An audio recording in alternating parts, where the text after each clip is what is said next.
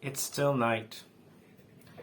And shortly after, Jesus said shockingly that someone was going to betray him among his 12 disciples.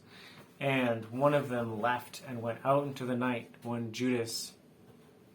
It's where we start today's 5-minute devotional in John chapter 13, verses 31 to 38. Now when Judas had gone out, Jesus said, "Now the Son of Man is glorified, and God is glorified in him. If God is glorified in him, God will also glorify him in himself, and he will glorify him right away. Children, I am still with you a little while. You will look for me. And just as I said to the Jewish religious leaders, where I am going you cannot come, now I tell you the same. I give you a new commandment, to love one another. Just as I have loved you, so also are you to love one another. Everyone will know by this that you are my disciples if you have love for one another." Simon Peter said to him, "Lord, where are you going?" Jesus replied, "Where I am going you cannot follow me now, but you will follow later." Peter said to him, "Lord, why can't I follow you now? I will lay down my life for you."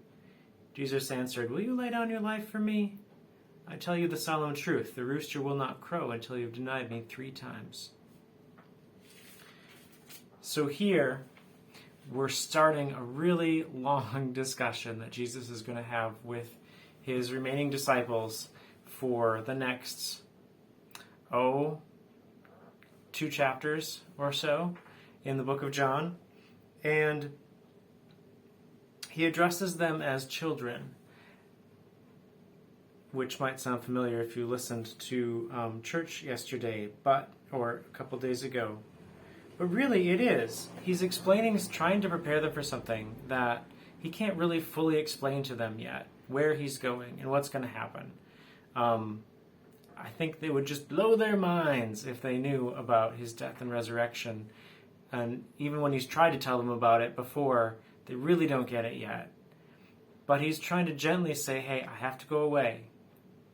And even though I have to go away, you guys need to take care of each other, love each other. That's one of the first things that he says. The new commandment, to love one another. That everyone will know that you are my disciples. So this is one. This is one for us as well as for them. That we should be loving each other. And I think of that especially now as maybe life is getting a little bit more back to normal. How can we be loving and reaching out to maybe some people you haven't seen in a while, or haven't been able to see in a while? Maybe how can we be doing this as a youth group, reaching out to those that we've been separated from, and maybe some of us as we start getting vaccinated, even youth and teenagers, might be able to be in real ways loving one another in ways that we have kind of been limited for this last year. So that's something to think about. So as Jesus talks about loving each other, Peter's like, wait, can we go back to that last point that you said you're going to go away?